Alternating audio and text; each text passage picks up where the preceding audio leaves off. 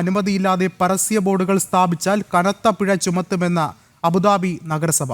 നിയമലംഘകർക്ക് 8,000 ദിർഹം വരെ പിഴ ശിക്ഷ ലഭിക്കുമെന്നാണ് അറിയിപ്പ്.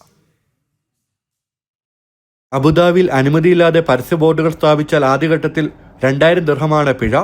പരസ്യത്തിനുള്ള പെർമിറ്റ് പുതുക്കാതെ പരസ്യ പ്രദർശനം തുടർന്നാലും ഇതേ തുകയാണ് പിഴ ചുമത്തുക. നിയമലംഘനം ആവർത്തിച്ചാൽ 4,000 ദിർഹമാണ് പിഴ.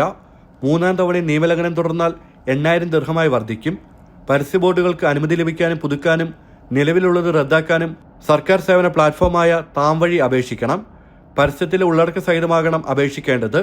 പരസ്യപ്പലകയുടെ അളവ്, സുരക്ഷിതമായി സ്ഥാപിക്കുന്നതിന്റെ വിശദാംശങ്ങൾ, കെട്ടിട ഉടമയുടെ സമ്മതപത്രം, സ്ഥാപിക്കുന്ന മേഖല എന്നിവയുടെ ചിത്രവും അപേക്ഷയ്ക്കൊപ്പം വയ്ക്കണം.